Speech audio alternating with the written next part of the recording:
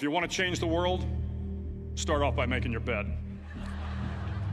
If you make your bed every morning, you will have accomplished the first task of the day. It will give you a small sense of pride, and it will encourage you to do another task, and another, and another. And by the end of the day, that one task completed will have turned into many tasks completed. Making your bed will also reinforce the fact that the little things in life matter. If you can't do the little things right, you'll never be able to do the big things right. And if by chance you have a miserable day, you will come home to a bed that is made, that you made. And a made bed gives you encouragement that tomorrow will be better. To pass SEAL training, there are a series of long swims that must be completed. One is the night swim. Before the swim, the instructors joyfully brief the students on all the species of sharks that inhabit the waters off San Clemente. They assure you, however, that no student has ever been eaten by a shark, at least not that they can remember. But you are also taught that if a shark begins to circle your position, stand your ground. Do not swim away. Do not act afraid. And if the shark, hungry for a midnight snack, darts towards you, then summons up all your strength and punch him in the snout, and he will turn and swim away.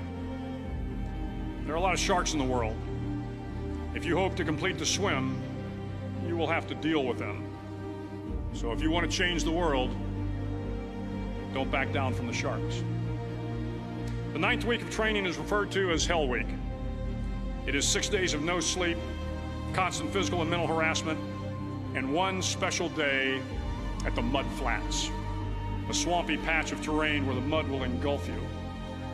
It is on Wednesday of Hell Week that you paddle down in the mud flats and spend the next 15 hours trying to survive the freezing cold, the howling wind, and the incessant pressure to quit from the instructors. As the sun began to set that Wednesday evening, my training class, having committed some egregious infraction of the rules, was ordered into the mud. The mud consumed each man till there was nothing visible but our heads. The instructors told us we could leave the mud if only 5 men would quit. Only 5 men, just 5 men, and we could get out of the oppressive cold. Looking around the mud flat, it was apparent that some students were about to give up.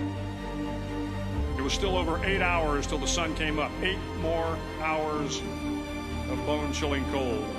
The chattering teeth and the shivering moans of the trainees were so loud, it was hard to hear anything. And then one voice began to echo through the night. One voice raised in song.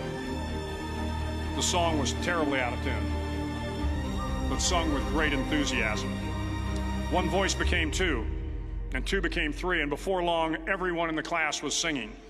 The instructors threatened us with more time in the mud if we kept up the singing, but the singing persisted. And somehow the mud seemed a little warmer, and the wind a little tamer, and the dawn not so far away. If I have learned anything in my time traveling the world, it is the power of hope, the power of one person. One person can change the world by giving people hope. So if you want to change the world, start singing when you're up to your neck in mud.